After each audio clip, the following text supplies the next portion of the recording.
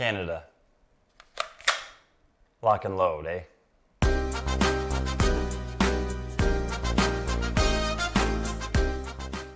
Horse hockey. I do apologize to our brothers and sisters up north. Yeah, Canada is in the news big time today because their black-faced prick of a tyrant is introducing legislation to make illegal the purchase, sale, transfer, or import of handguns completely.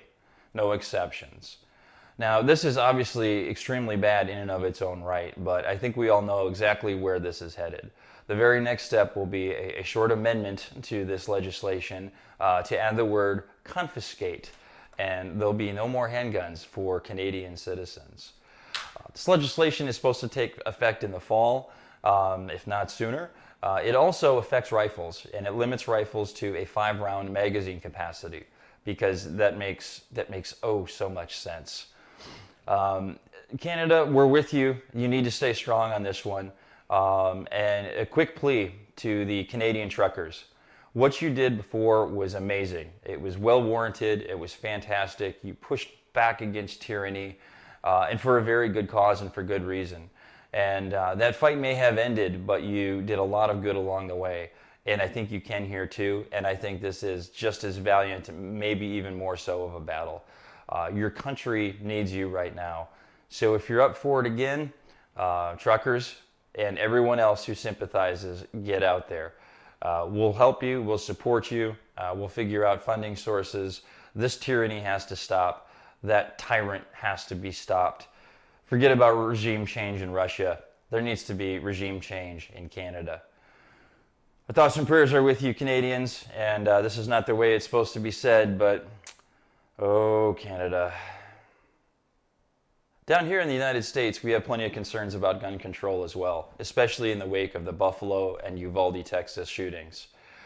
A group of select senators has been meeting to put together compromise legislation to see if they can get something passed, through the Senate and move along through the House, etc., in the form of common sense gun control.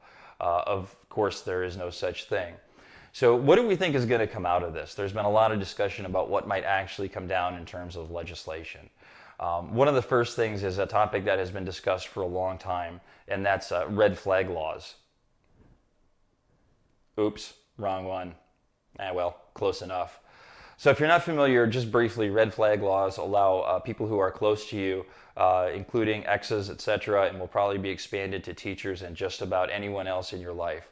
It allows them to appeal to the court, to have the court just automatically and immediately strip your rights to self-defense and take away your firearms without any sense of due process, without any ability for you to even be there at the hearing.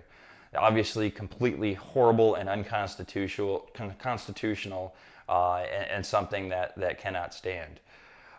That's a very likely outcome of the Senate's actions right now.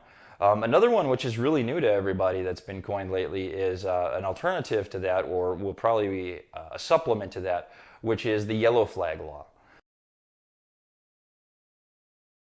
The yellow flag law is the same thing, except it applies only to law enforcement.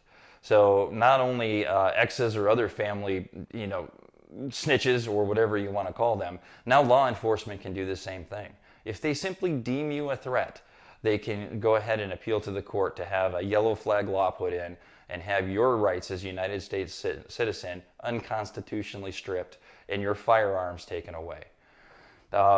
So both the red flag and the yellow flag laws are possible outcomes. By the way, on the yellow flag laws, I have another yellow flag for you that's a lot better right here.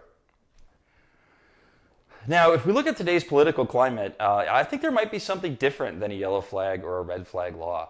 If we look at some of the hot topics and real political hot points right now, I think there might be another flag that's going to come up. I think there might be a rainbow flag law. It just seems fitting for the times.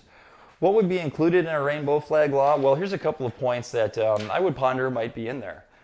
Number one, anyone who does still have a firearm must lubricate them with hormone-blocking oil.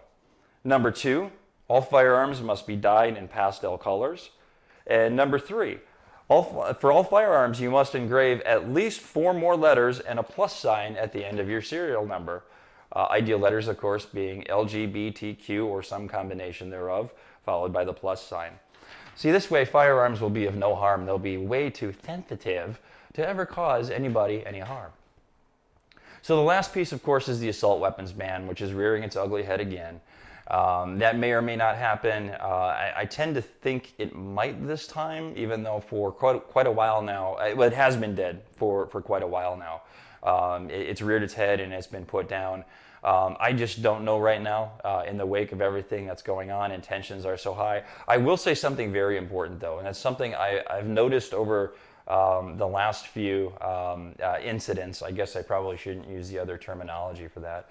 The last few mass incidents that have happened is, in the past they would happen, and folks on the right, pro 2A people, people even on the right in the media, would tend to be a little hush about it, in the sense of they wouldn't jump right up and vigorously defend our rights. They'd kind of let things calm down a little bit before they'd speak up. I'm not seeing that anymore, and that is very heartening. I'm seeing that as these unfortunate events happen caused by a bunch of shitbags, that we're standing up right away and saying, we all know guns aren't the problem. Taking guns away is not going to solve the problem. You have to be a moron to believe that. I see us standing up and being willing to fight, and willing to say right away, you are not taking our rights away. It is not going to happen. And I think that's very important, and I think that's a very positive trend. So those that are saying that the Senate hearings the Senate meetings are really going to probably be for show and not lead to anything, I hope they're right. Of course, I'm nervous about it, as we all should be. But we'll have to see what transpires. Stay vigilant, everyone. Keep writing those folks, and we'll weather another storm here, I certainly hope. So that's all I had for you today. Thanks for stopping by and checking us out, and we'll see you soon on the next time. Until then, pull that cord.